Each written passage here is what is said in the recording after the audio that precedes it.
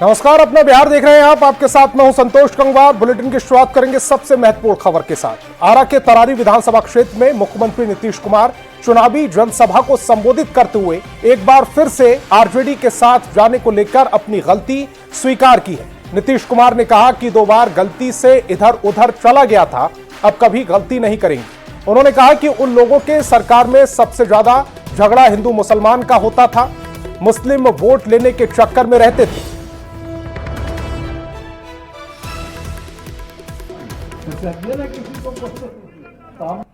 हम लोगों के पार्टी में कुछ लोगों की गलती हुई 2 बार। आप समझ लीजिए उस तरह के लोगों के साथ गए जब हम देखे 1.5 महीना में कि बहुत फालतू काम करता, अलग हुए। आप फिर गए थे, फिर अलग हुए। अब कभी नहीं होंगे। हमारे पत्रकार यहीं पर है, याद रखिएगा पक्का पक्का। हमारे आप आए हुए हैं पटना से, भी हम देख लिए, बहुत अच्छा। आप कभी साथ नहीं जाएंगे। और आरा के तरारी में केंद्रीय मंत्री चिराग पासवान ने कहा कि डबल इंजन की सरकार में बिहार का विकास हो रहा है, महिलाओं को सम्मान मिल रहा है। वहीं उन्होंने विपक्ष पर निशाना साधते हुए कहा कि आरक्षण और धर्म के नाम पर लोगों को बांटना चाहता है। चिराग पासवान ने कहा कि मेरे जिंदा रहते आरक्षण और संविधान को कोई नहीं बदल सकता।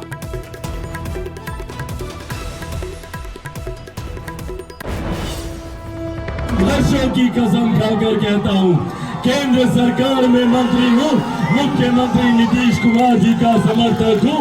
आज अपने नेता की कसम खाकर कहता हूं कि जब तक चिराग पासवान जिंदा है, न संविधान को कोई खतरा है, न आरक्षण को कोई खतरा है। पर हाँ, खतरा है तो इन विपक्षी नेताओं के झूठे वादों से। बिहार सरकार के मंत्री संतोष सिंह ने सांसद सुधाकर सिंह के बयान पर पलटवार करते हुए कहा है कि यदि सुधाकर सिंह हमारे समर्थकों पर लाठी से पीटने की बात कही है तो हमारे पास भी लाठियों की कमी नहीं है। हमारे समर्थक भी लाठी का जवाब देंगे और चूर चूर कर देंगे, उंगली काट लेंगे।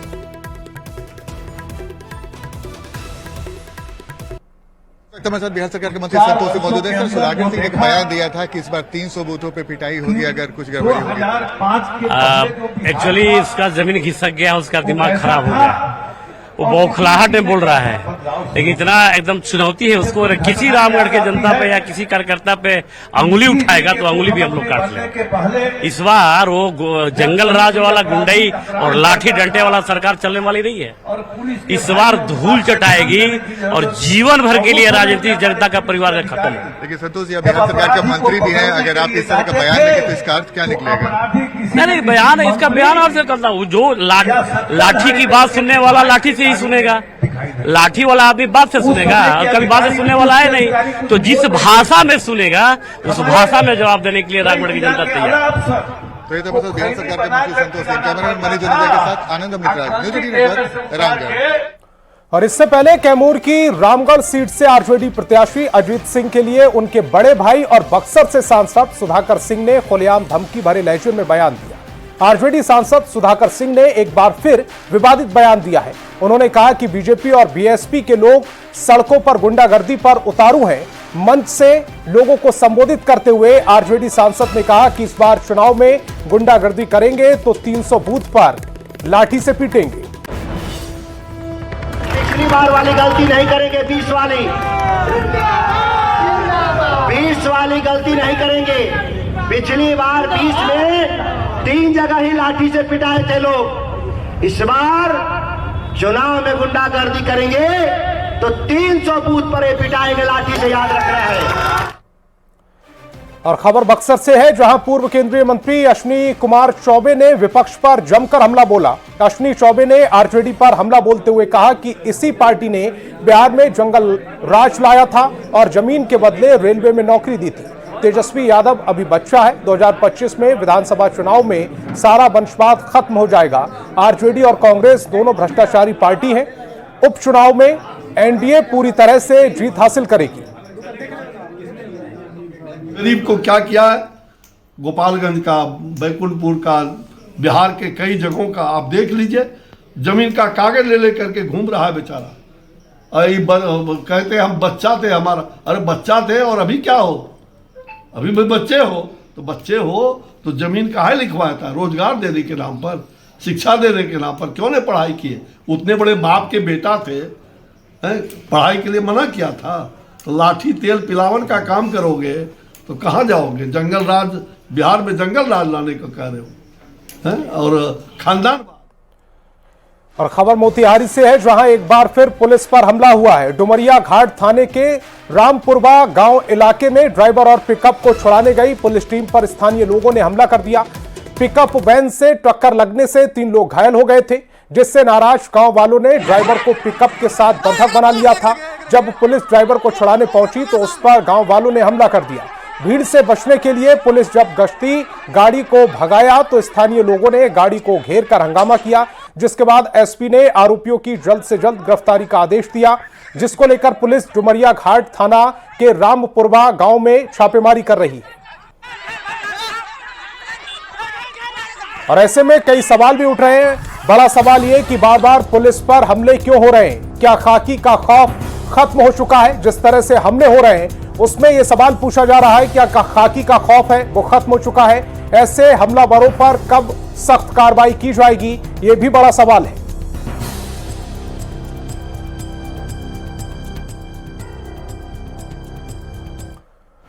मोतिहारी में पुलिस पर हमले के बाद एसपी एक्शन में दिख रहे हैं। एसपी ने जल्द से जल्द आरोपियों की गिरफ्तारी करने का आदेश दिया है। डुमरिया घाट थाना के रामपुरवा गांव में पुलिस छापेमारी कर रही है। घटना की जानकारी मिलने के बाद एसडीपीओ के नेतृत्व में एसआईटी का गठन कर घटनास्थल पर कैंप करने का निर्देश दिया गया है। चलाने के क्रम में ही कुछ असामाजिक तत्वों के द्वारा जो है पुलिस को घेरने और पुलिस से उलझने का प्रयास किया गया। और इसमें जो है पुलिस ने आत्मरक्षार्थ जो है भीड़ को तितर बितर करने के लिए लाठीचार्ज की, और आत्मरक्षार्थ जो है इसमें पुलिस के द्वारा हवाई फायरिंग भी किया गया है। स्थिति अभी सामान्य है और एसडीपीओ और सर्कल इंस्पेक्टर घटनास्थल पर मौजूद है। असामाजिक तत्वों के ऊपर जो है वो एफआईआर दर्ज किया गया है और जल्द से जल्द उनकी गिरफ्तारी का प्रयास किया जाए। और खबर जहानाबाद से है, जहां अस्पताल मोड़ के पास उस समय अफरा तफरी का माहौल बन गया जब एक महिला ने एक युवक को पीटना शुरू कर दिया। घटना की जानकारी के बाद पुलिस भी पहुंच गई। पूछताछ में पता चला कि युवक ऑटो ड्राइवर है। अस्पताल मोड़ के पास महिला में हल्का सा ऑटो टच हो गया। इसी बात से गुस्साई महिला ने हंगामा शुरू कर दिया। पुलिस के सामने ही युवक के साथ मारपीट की है।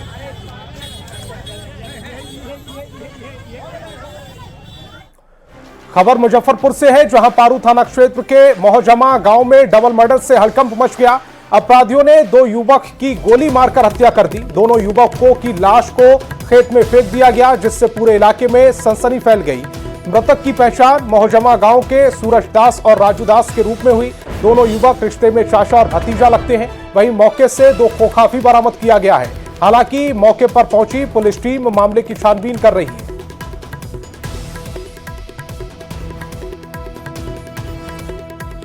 खबर सासाराम से है, जहां धर्मपुरा ओपी थाना क्षेत्र के हथनी गांव में जमीन के विवाद में बेटे ने अपने ही पिता की गोली मारकर हत्या कर दी। मृतक की पहचान गौरी शंकर चौधरी के रूप में की गई। परिजनों ने बताया कि पिता ने अपनी बेटी की शादी के लिए कुछ जमीन बेच दी, जिससे नाराज बेटे ने पिता की गोली मारकर मौत के घाट उतार दिया। इस घटना के बाद इलाके में सनसनी फैल गई। सूचना पर पहुंची पुलिस ने आरोपी बेटे हरेंद्र चौधरी और पोते बिट्टू कुमार चौधरी को गिरफ्तार कर लिया है। खबर गया से है, जहां प्रेमिका ने प्रेमी के घर के बाहर पेट्रोल छिड़ककर खुद को आग के हवाले कर दिया। घटना वजीरगंज थाना क्षेत्र के बाजार के पास की बताई जा रही है। प्रेमिका का प्रेमी से करीब 2 साल से प्रेम प्रसंग चल रहा था। प्रेमिका प्रेमी पर शादी का दबाव बना रही थी, लेकिन प्रेमी ने शादी से मना कर दिया। शादी की जिद को लेकर लड़की प्रेमी के घर के बाहर धरने पर बैठ गई। इसी बीच लड़के के परिवार वालों ने लड़की के साथ मारपीट की, जिसके बाद लड़की ने खुद को आग के हवाले कर दिया, जिसकी वजह से लड़की 50% झुलस गई। सूचना पर पहुंची पुलिस ने युवती को बेहतर इलाज के लिए मगध मेडिकल अस्पताल में भर्ती कराया।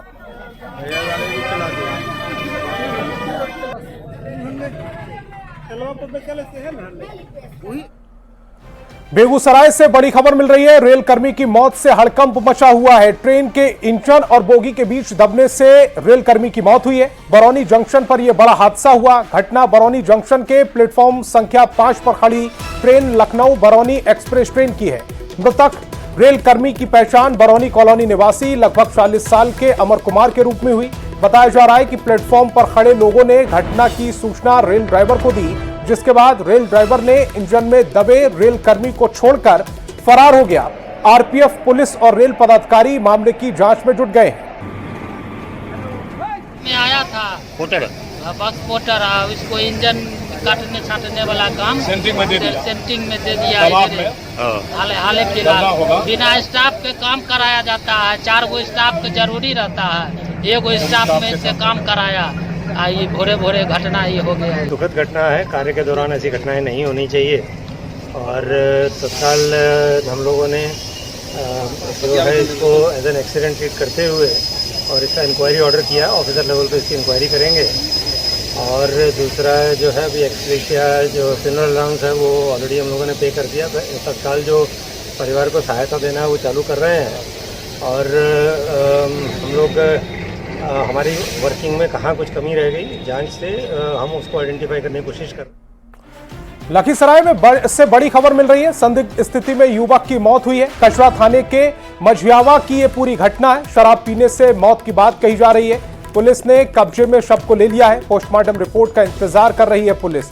तो बड़ी खबर आपको बता रहे हैं लखीसराय से। शराब पीने से मौत की खबर सामने आ रही है। जो परिजन है वो शराब पीने से मौत की बात कह रहे हैं। पुलिस ने शव को कब्जे में लिया है। पोस्टमार्टम रिपोर्ट का इंतजार किया जा रहा है, जिसके बाद ये खुलासा होगा कि जो युवक है उसकी मौत आखिरकार कैसे हुई। नेता प्रतिपक्ष तेजस्वी यादव का 35वां जन्मदिन धूमधाम के साथ मनाया जा रहा है। वैशाली में आरजेडी कार्यकर्ता अपने नेता का जन्मदिन धूमधाम से मना रहे हैं। भगवानपुर में आरजेडी नेता केदार यादव ने अनोखे तरीके से पेड़ पर चढ़कर केक काटा और तेजस्वी यादव का 35वां जन्मदिन मनाया। इतना ही नहीं, महिलाओं के साथ गीत गाकर जन्मदिन मनाया गया और सभी लोगों को केक भी खिलाया गया। इस बारे में आरजेडी नेता केदार यादव ने बताया कि अपने नेता के जन्मदिन पर पर्यावरण संरक्षण का संदेश देने के लिए ही पेड़ पर चढ़कर केक काटा गया है। की रक्षा होगा। हमारे तेजस्वी बाबू भावी मुख्यमंत्री बिहार का बनने जा रहे हैं, इसलिए उनको इस 2025 में मुख्यमंत्री बनेंगे। बिहार की जनता ने ठान लिया है और हम पेड़ की रक्षा के लिए, पर्यावरण की रक्षा के लिए आज उनका 25वां जन्म दिवस बड़ी धूमधाम से पेड़ पर चढ़कर केक काट के मनाया हो। हम कहना चाहते हैं कि हमारे तेजस्वी बाबू बिहार के विकास पुरुष है, बेरोजगारों को रोजगार देने वाले, गरीबों के वसीला और नौजवानों के धड़कन है। शिवहर में आरजेडी नेता नवनीत कुमार झा के नेतृत्व में आरजेडी कार्यकर्ताओं ने नेता प्रतिपक्ष तेजस्वी यादव का जन्मदिन मनाया।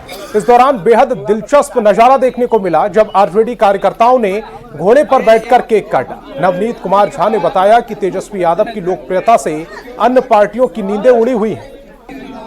तेजस्वी जी बिहार के भविष्य है। बिहार के मुख्यमंत्री अगले बार बनेंगे। अगले साल बिहार में जबरदस्त बदलाव की लहर है। युवा वर्ग हो, महिला हो, बुजुर्ग हो, यहाँ सब के सब इतनी संख्या में पर्व के समय पर आए हैं तेजस्वी जी को अपना आशीर्वाद देने। नेता प्रतिपक्ष तेजस्वी यादव आज 35 साल के हो गए। इस मौके पर आरजेडी के प्रदेश कार्यालय में केक काटकर तेजस्वी यादव का जन्मदिन मनाया गया। इस दौरान आरजेडी के प्रदेश अध्यक्ष जगदानंद सिंह, अब्दुल बारी सिद्दीकी, मुख्य प्रवक्ता शक्ति सिंह यादव समेत पार्टी के तमाम पदाधिकारी मौजूद रहे। प्रदेश अध्यक्ष जगदानंद सिंह ने कहा कि तेजस्वी यादव केवल अपने पार्टी कार्यकर्ताओं के लिए ही नहीं, बिहार के 13 करोड़ जनता के लिए आशा का किरण है।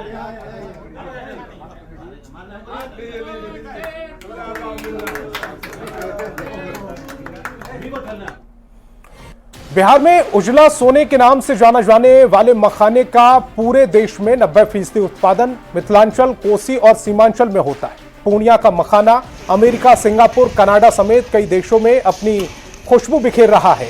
जब से मिथिला मखाना को जीआई टैग मिला है, सबौर में मखाना का उत्पादन शुरू हुआ, तब से किसानों में काफी खुशी है। वहीं मखाना कारोबार करने वाले लोगों को एमएसपी के फिक्स होने की मांग है, जिससे कि बिचौलियों पर रोक लगाई जा सके। इस कारोबार से कई लाखों लोगों का रोजगार जुड़ा है। व्यापारियों से बात की संवाददाता कुमार प्रवीण ने। मखाना की पहचान आज विदेशों में भी हो रही है और खास करके जब से सबौर वन मखाना और मिथिला मखाना को जीआई टैग मिला है, अब इसकी डिमांड विदेशों में हो रही है। और हमारे साथ पूर्णिया में सत्वा मखाना के फाउंडर हैं लिली झा जी। आइए हम बात करते हैं कि किस तरह से मखाना का बिजनेस किया है। मतलब 2-3 साल में मखाने का डिमांड बहुत ही ज़्यादा बढ़ा है और ये बहुत गर्व की बात भी है हम लोगों को। हम लोग काम कर रहे हैं इस इंडस्ट्री में, सिंगापुर जाता है, यूएस जाता है, ये सब मार्केट को हम लोग कैटर कर रहे हैं। क्या चैलेंज है? सबसे बड़ा चैलेंज तो वो रेट फ्लक्चुएशन है। मैं कहीं से भी इस बात को, जो रेट इंक्रीमेंट हो रहा है, मैं इसको सपोर्ट नहीं करती। वो अपने मुनाफे के हिसाब से प्रोडक्ट को खरीद के अपने स्टॉक में डालते हैं, अपने यहाँ रख लेते हैं, या जो है किसान को पैसा दे करके बहला फुसला करके उससे रेट का सौदा कर लेते हैं और उसके बाद में अपने प्राइस को डबल करने के लिए, अपने कैपिटल को डबल करने के लिए इस तरह का जो है तो इन्फ्लेशन, प्राइस इन्फ्लेशन जो है तो टोटली गेम करते हैं। हम लोग तो हर दिन काम कर लेते हैं अच्छे से और मेरी मैडम है कि सब दिन काम देती है हम लोग को। 70-80 आदमी हम लोग यहाँ पे अभी है। मखाना में जिस तरह से बिचौलिए हावी हो रहे हैं, ये फ्यूचर के लिए मखाना के कारोबार पर असर डाल सकता है। ऐसे में जरूरत है कि सरकार इसका MSP रेट निर्धारित करे ताकि भविष्य में किसानों से लेकर कारोबारियों तक को फायदा हो और जो पूर्णिया के मखाना की खुशबू है वो यूं ही विदेशों तक महक सके। कुमार प्रवीण, न्यूज़ 18 पूर्णिया। खबर दानापुर से है, जहां वीटा एयरफोर्स स्टेशन पर एक बार फिर से खूंखार तेंदुआ देखा गया है। तेंदुआ का वीडियो सोशल मीडिया पर वायरल हो रहा है, जिसमें तेंदुआ एक बछड़े को मार देता है। इस वायरल वीडियो की पुष्टि न्यूज़ 18 नहीं करता, लेकिन यह वीडियो बेहटा का बताया जा रहा है, जिसको लेकर पुलिस और वन विभाग की तरफ से अलर्ट जारी किया गया है। जबकि वायरल वीडियो को पर्यावरण, वन एवं जलवायु परिवर्तन विभाग ने फर्जी बताया। हालांकि वायुसेना के कैंपस के आसपास के गांव के लोगों को अलर्ट कर दिया गया है। अकेले नहीं निकलने, रात्रि में घर से बाहर न जाने, बच्चों को अकेले न छोड़ने का आग्रह किया गया है। वन विभाग की टीम तेंदुए की निगरानी कर रही है। हाँ, इधर दिख रहा है तेंदुआ, उस पर भी नजर बनाया गया है। अभी नजर बनाया जा रहा है, बंकर में लगे हुए हैं उसको पकड़ने का। छठ संपन्न होने के बाद पटना जंक्शन से ट्रेन पकड़ने के लिए लोगों की भारी भीड़ उमड़ पड़ी है। लाखों की संख्या में लोग पटना जंक्शन पर ट्रेन पकड़ने पहुंच रहे हैं। भीड़ को मैनेज करना बड़ी चुनौती बन गया है। पटना जंक्शन पर 147 सीसीटीवी कैमरों से नजर रखी जा रही है। चप्पे चप्पे पर सुरक्षा कर्मियों की पैनी नजर है। जायजा लिया न्यूज़ 18 संवाददाता संजय कुमार ने।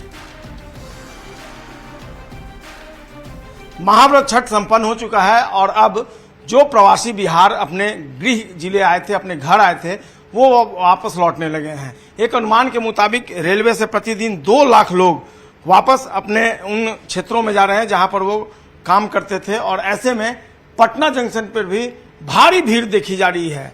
ऐसे में इनकी सुरक्षा और crowd management railway protection force के लिए एक बड़ी जिम्मेवारी है और इस अहम जिम्मेवारी का निर्वहन रेलवे प्रोटेक्शन फोर्स करता हुआ नजर आ रहा है। 147 कैमरे जो हैं वो लगे हुए हैं। तस्वीरों के माध्यम से हम आपको दिखा रहे हैं पटना जंक्शन की तस्वीर और पूरे पटना जंक्शन को ऑक्यूपाइड किया गया है। पूरे पटना जंक्शन के चप्पे चप्पे पर रेलवे प्रोटेक्शन फोर्स की नजर है। इसका मेन पर्पस है कि जो लोग लौट रहे हैं उन्हें असुविधा न हो, उनकी सुरक्षा मुकम्मल हो और इसी ख्याल से अब तस्वीरों के माध्यम से इन पर बारीकी से नजर रखी जा रही है। लोग ये सिलसिला इसी तरीके से शुरू किया गया है। आपको एक बात की और जानकारी दे दें कि क्राउड मैनेजमेंट के पर्पस से जो प्लेटफॉर्म टिकट है उसकी भी बिक्री बंद कर दी गई है। 11 नवंबर तक हालात ऐसे ही बने रहेंगे। चूंकि भीड़ अधिक है तो क्राउड मैनेजमेंट के लिए जितने भी तरीके अपनाए जा सकते हैं रेलवे की तरफ से वो अपनाया जा रहा है। सुरक्षा भी अहम है और इस लिहाज से आप देखिए तस्वीरों में किस तरीके से लोग जो है यहाँ पर नजर जो है वो बनाए हुए हैं और जो जवान हैं ये 24 घंटे आप लोग नजर बनाए हुए हैं यहाँ पे। 24 घंटे तो कितने शिफ्ट में ये काम चल रहा है आप लोग का? 2 शिफ्ट में। 2 शिफ्ट में क्या बेसिकली क्या फोकस कर रहे हैं आप लोग सीसीटीवी से? फोकस कर रहे हैं कि अधिक से यात्रियों को, भीड़ को, अगर ज़्यादा भीड़ हो तो अपने ड्यूटी में जो बल हमारे तैनात है उनको सूचित करें कि यात्रियों को आप लोग अपने जगह पकड़ कर उनको मतलब भीड़ एक जगह ज्यादा इकट्ठा ना हो। ये बता रहे हैं कि क्राउड मैनेजमेंट को फोकस किया हुआ आरपीएफ ने और वाकई में 147 कैमरा पर मॉनिटरिंग करना आसान नहीं होता। लेकिन आपने सुना कि 2 शिफ्ट में रेलवे की तरफ से व्यवस्था की गई है और इसका एकमात्र मकसद यही है कि जो यात्री हैं उनको किसी तरह की असुविधा न हो और वो अपने गंतव्य तक आराम से पहुंच सकें। कैमरा पर्सन अजय दुबे के साथ संजय कुमार, न्यूज़ 18 पटना जंक्शन। तो अपना बिहार में फिलहाल इतना ही।